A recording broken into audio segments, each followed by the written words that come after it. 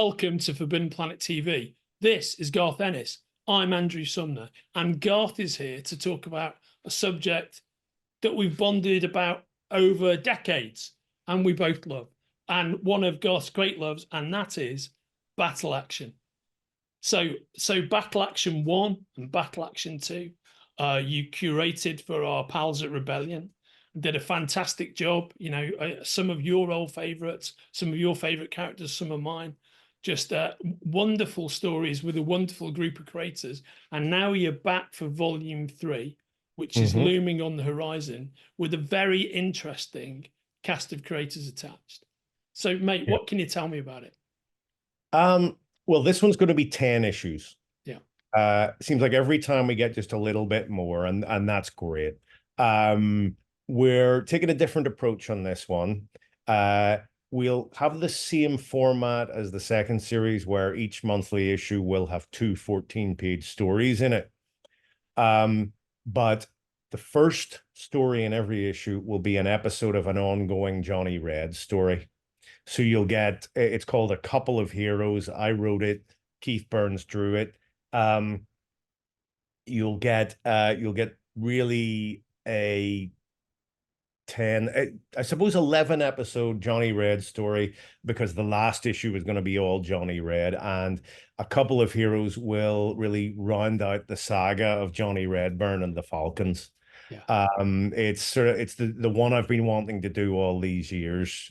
The other story in each issue will be another self-contained one-off. I've written Dredger, which John Higgins is drawing, and Hellman, which Mike Dorey has drawn. So you'll see some old favorites from previous issues like those. Torunn Grønbekk's doing Nina Petrova again. John Wagner is doing HMS Nightshade again.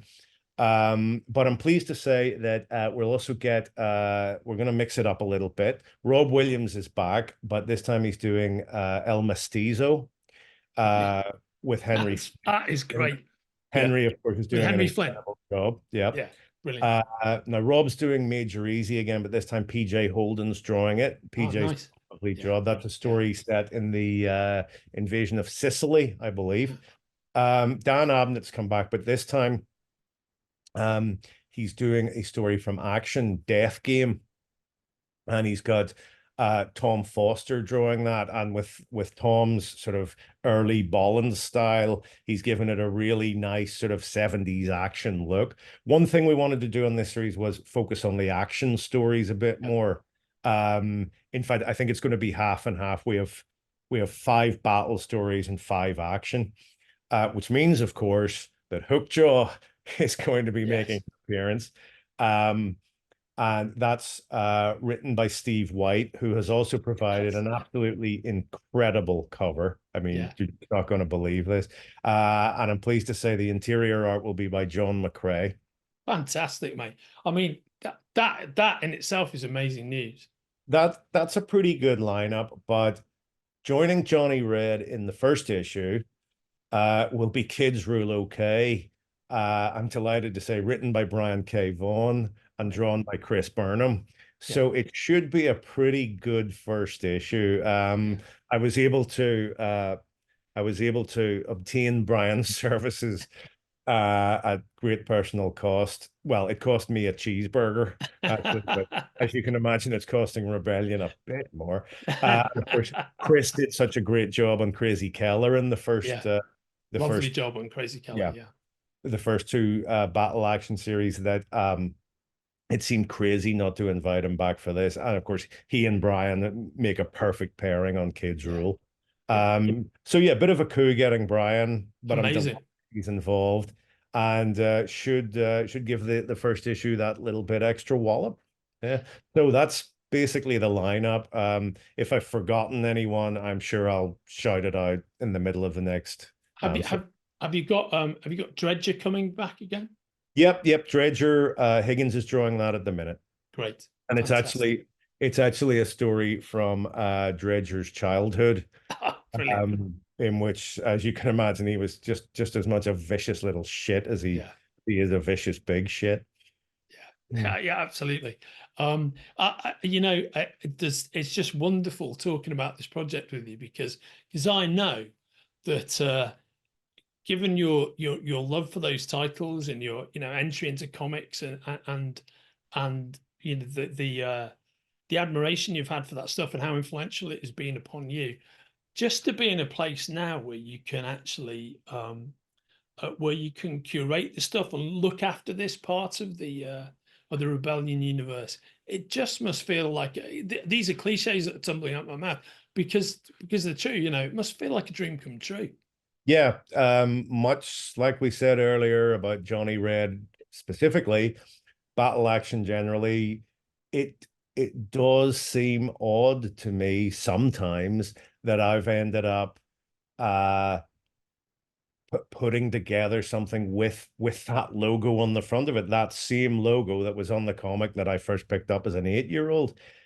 And yet, I suppose if you look at the history of comics, that is what happens, isn't it? People who read something that made a big impression on them as a kid, later they come back and they have an idea for it and they actually produce it themselves as an adult. That's how we end up in comics. And sometimes we want to sort of repay the debt in a way by drawing attention to the great work that was done. I suppose what makes battle action different, unlike most people's revivals of their childhood favorites, is of course that battle action was in limbo for 30 or 40 years.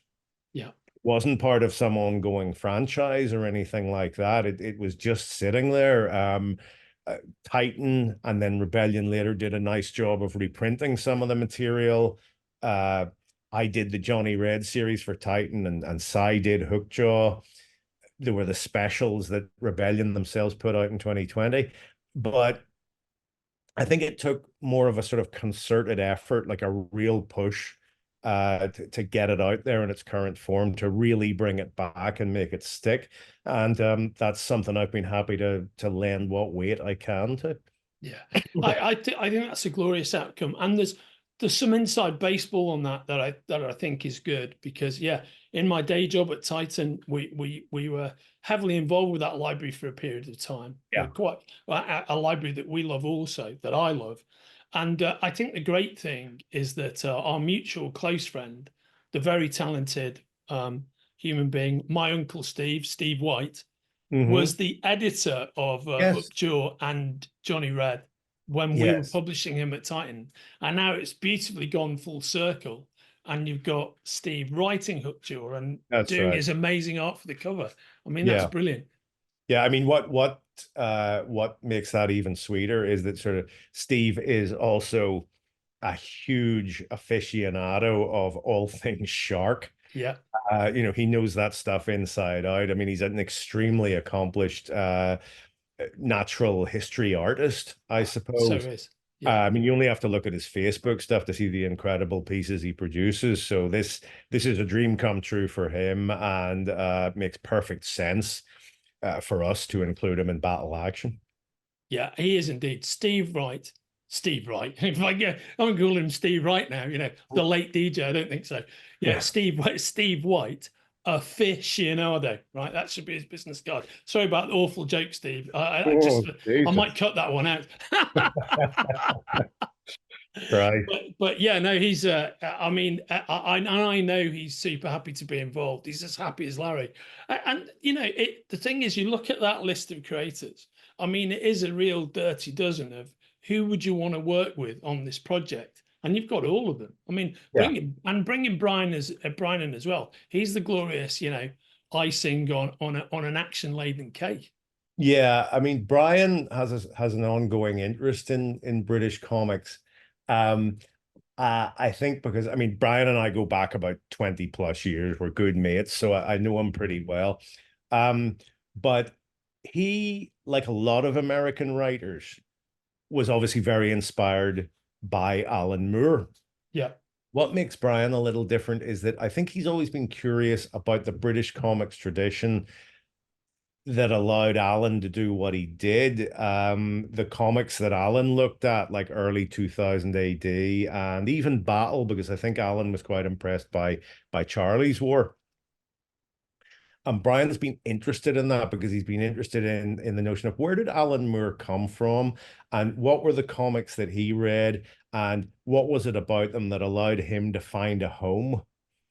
And so over the years, when I've shown him things like Action and and strips from it like Hookjaw and so on, or something like Darky's Mob, or Charlie's War itself, I think it's been an interesting piece of the puzzle for him. And so there's a nice sense of things coming almost full circle for him, where he's now able to come back and contribute to Battle Action, to a revival of that generation of comics that that allowed Alan Moore to find a home. And of course, I wouldn't shut up about it, and he just eventually gave in, and that's why he's a part of it.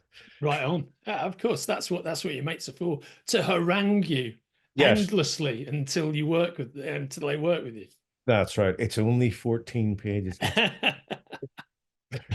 That is awesome, mate. And I think something you touched upon before, which I think has worked particularly well for this project, is one of the beauties of doing Battle Action is the whole Battle Action corner of the what is now the Rebellion universe has pretty much sat preserved in aspect for those 30 years. It's not like other people have been dicking around with them and going off in funny directions, trying to do other stuff with it. It was there kind of preserved. So there's a purity to when it stopped being published, it was in its original form, and you've inherited that. Yeah. And because of your knowledge of and love for that material, have continued it in the right way with, tremendous love and respect for that original stuff. Yeah, I think that's important. I talked earlier or recently about how when you have an old story, you don't necessarily want to do an update or a reimagining or some sort of modernization of it. You want to go back, isolate what was great about it. It was when we were talking about Rogue Trooper. Yeah. I mentioned this. Isolate what was great about it and bring that out, because it's the power of the original story. That's what grabbed me, and that's what I want to communicate to people now. And I don't want to have to feed it through some filter of reimagining, something where I'm playing to the audience, which is something I'm no good at anyway. But trying to second guess what might be identified as a modern audience and saying, oh well, they like this and this, but I'd better take this out because it won't suit them. I'd rather give people everything that was great about the original, and frankly hope for the best, rather than chop and change it to suit some idea of the modern reader. To go briefly back to Rogue Trooper, after the original run, there were multiple attempts to bring it back, to reboot it, to tie continuity together. I think our pal Steve actually got dragged into that and found it, I think, a bit overwhelming, because Rogue Trooper continuity by that stage was such a mess, and there've been various goes at it since. It seemed to me the smartest thing was just to go back to those first 3 years, and I'm taking a similar approach, as I've said, on Battle Action. I mean, in a nutshell, the original's good enough. It doesn't have to be changed. So let's just put it out there, and let's pick writers and artists who respond to it the same way I do. Yeah, I think in this instance, that's been absolutely key to the ongoing success of your approach. And I think to further that discussion, I think what's great, in terms of your continuation of Johnny Red, what I enjoy about what you were doing with Johnny Red, it's the best kind of honoring the original material. So my dad is a huge fan of, and has read multiple times during his long life, the C.S. Forester, Horatio Hornblower books, right? Right. Huge fan of them. And the first one is, it's like either The Happy Return or A Ship of the Line. And that happens at the peak of Hornblower's career, as it would do. That was the first idea he had. And then he spent the rest of his writing career filling in the course of Hornblower's life. Yeah. Right. So that by the time he died, you have Hornblower's entire life documented in, 18 books or what have you. Yeah. And it seems to me that that's precisely the approach you're taking with Johnny Redburn, which you've got the core of the original stories, but you've been able to give yourself the opportunity to round out his full life story. Yeah, and we've already seen some elements of that in some of the tales you've done with some of the epilogues and whatnot, where you've seen what might have become of him at the end of the war and what have you. But that, and I think you've done that very well, but that's got to feel great. It does. I mean, for anyone who read the original Johnny Red strip, it lasted 10 years. And it's the first 4 or 5 years are great. The rest, the thing sort of slides downhill as Tom Tully, the writer, frankly begins to repeat himself. Yeah. I think kind of loses enthusiasm for the strip. Eventually, after Johnny spends about a year of the publication back in England as a sort of RAF troubleshooter, he goes back to the Russian front, reestablishes contact with the Falcons, who are changed beyond recognition. You read this stuff at the time, and you really, even as a kid, you got a sense of a lack of control in contrast with the first 5 years of something having slipped. And so in this storyline, the one I mentioned, A Couple of Heroes, I felt fairly free to take what I wanted from those last Tully episodes, allow them to stand, allow the continuity to stand, but not to worry too much about, say, a lot of the supporting characters, about a lot of the situations Johnny found himself in, because my line on that would be that if it wasn't such a priority for Tully at that point, if he wasn't treating the strip the way he did at the beginning, well, that's okay. That frees me up a bit. In fact, I think if you go back and look at the last 10 episodes weren't even written by him. They're credited to someone else. So that gives me, I think, enough room to maneuver that I can pull Johnny out of that storyline, and I can create something hopefully truly epic for him as an ending to his saga that will be able to stand shoulder to shoulder with the very best of the Tom Tully, Joe Colquhoun, John Cooper run. That's hopefully what A Couple of Heroes will be. Brilliant. No finer endeavor, mate. That's something I really can't wait to read, and I'm very much looking forward to Volume 3, and which pre-order information on Battle Action is attached to the conversation that we're having here, and order information for the existing volumes also. And our intention, is it not, Garth, is to, the next time we talk about Battle Action, to get a bunch of your Battle Action team here, your fellow creators, and we'll have a round robin as we get near a publication date about the whole book. That would be tremendous. Yes, it would be great to get some of the other guys in here, so that you can see their enthusiasm for it.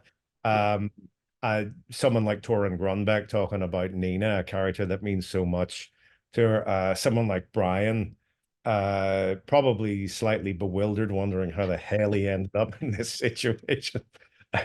Yeah, that would be a real treat. Yeah, I think that would be great. And I know how much these guys love working on the project, and I know how much they love the genre. So we'll definitely get that done. So when we reconvene on Battle Action, it will be with as many of your fellow creators as we can get together within this one screen right here. Smashing. And well done, mate. I mean, this is one of my favorite projects of yours, not just that you're doing at the moment, but that you've ever done.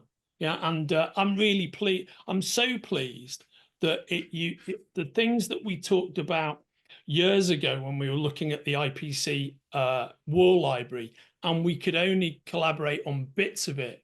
I'm so pleased that 20 years later, this has all come to pass. And I was very happy when we were doing the Titan stuff, you know, but back in the day, that was great. But now the fact that you've got access to everything, that really unlocked the key to all of it. So, yeah, I think so. And fair play, props to Rebellion, their support of you doing this, and the fact they've let you run with it. That to me is great publishing. I think it works out well for everybody. You know, I mean, I get to write these characters that I love, and in a couple of cases, give them the endings they deserve. I like to think, and Rebellion get a going concern. Yeah, One thing one sense I do get from talking to them is they want to put out the best stuff possible, and they want to judge it carefully. You know, they don't want to take something like Battle Action and instantly make it an ongoing monthly or weekly, yeah, which is silly because you're instantly in competition for talent with the magazine and 2000 AD, and you know everyone's going to suffer. So judge it carefully, only put out the best possible stuff, and hopefully, you know, with that philosophy, you can maintain a pretty high quality comic. yeah. Maybe one day, who knows, I'll be able to go back and do Battler Britain too. Yeah, well, I mean, they've got it, and I know you've got that story. I Yeah. want to see that, you know, and you could get. I'm sure you could get Colin Wilson back, right? You know what I Yeah. mean? That would be Should be it. awesome, Yeah. mate. I want to see that story. If you want me to ring the guys at Rebellion up, I'm sure they'll be delighted to hear from me, you know, and I absolutely want to see that book, mate. So let's get working on Molch-R and the other guys. No, yeah. Yeah. Yeah, I'm sure they'll be receptive.